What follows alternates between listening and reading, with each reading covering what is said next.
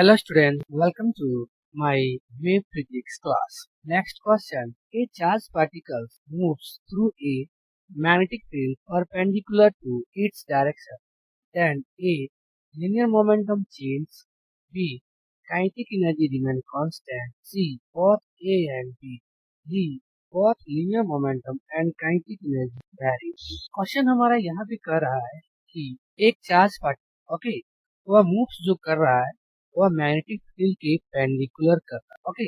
अगर हम यहाँ पे सपोज करते हैं कि मैग्नेटिक फील्ड का जो डायरेक्शन है वह अंदर की तरफ और इसी में एक इलेक्ट्रॉन जो है जिसको हम यहाँ पर इंटर करवा रहे हैं, मूव करा रहे हैं v वेलोसिटी के साथ। तो सॉल्यूशन में हम यहाँ पे देखेंगे कि यहाँ पे जो फोर्स मेरा होगा वह हो जाएगा F equal to Q into V cross product V। यहाँ पर हम देख रहे हैं मैग्नेटिक फील्ड का डायरेक्शन जो है वो अंदर है और इलेक्ट्रॉन का जो है चार्ज पार्टिकल का जो मूवमेंट है उसके परपेंडिकुलर है। मतलब हम यहाँ पे कह सकते हैं दोनों के बीच में जो एंगल है वह 90 डिग्री। यहाँ पर जो F हो जाएगा वह हो जाएगा Q into V sine theta. तो Q V साइन का जो वैल्यू थीटा का जो वैल्यू है वह हो जाएगा 90। तो साइन 90 डिग्री का वैल्यू जो है वह हो जाएगा 1। तो F इक्वल टू हो जाएगा QV। तो ये हमारा जो है वह फर्स्ट है।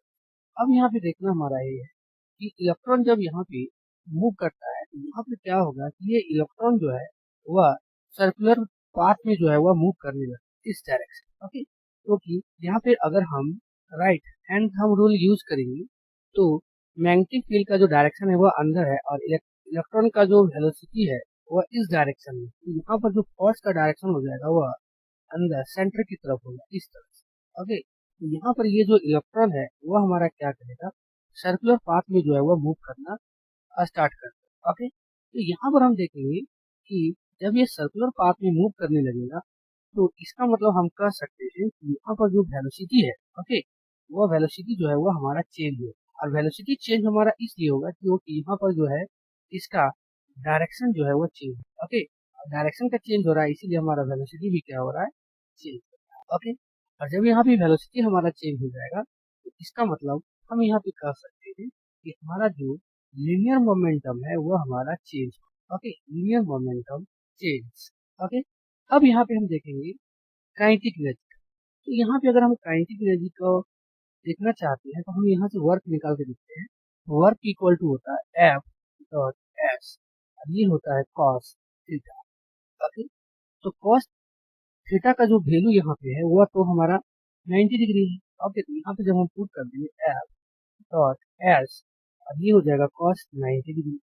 तो कॉस 90 डिग्री का जो वैल्यू होता है वो हमारा 0 होगा। तो वर्क इक्वल टू जो हो जाएगा वो हमारा क्या हो जाएगा, 0 हो जाएगा। यहाँ पर क्या हो जाएगा, चेंज इन काइनेटिक एनर्जी जो है वह भी हमारा क्या हो जाएगा, 0। और 0 हो गया इसका मतलब हम यहाँ पे कर सकते हैं कि जो हमारा काइनेटिक एनर्जी है वो हमारा काइनेटिक एनर्जी जो है वह कांस्टेंट, काइनेटिक एनर्जी कांस्टेंट। तो ऑप्शन जो ये है लीनियर मोमेंटम चेंज, ये तो स्टेटमेंट हमारा सही है। बी में है काइनेटिक एनर्जी रिमेन कांस्टेंट, यहाँ पे हम देख रहे हैं काइनेटिक एनर्जी जो है वो रिमेन हमारा कांस्टेंट है, ये भी स्टेटमेंट हमारा सही है। यहाँ पे जो सी लिखा है कि बोथ ए एंड बी, तो यहाँ पर हम देख रहे हैं कि ये स्टेटमेंट और बी स्टेटमेंट दोनों सही है। इसका मतलब हमारा जो ऑप्शन हो जाएगा वो सी नंबर ऑप्शन जो है वो करेक्ट हो जाएगा इस क्वेश्चन। Thank you all.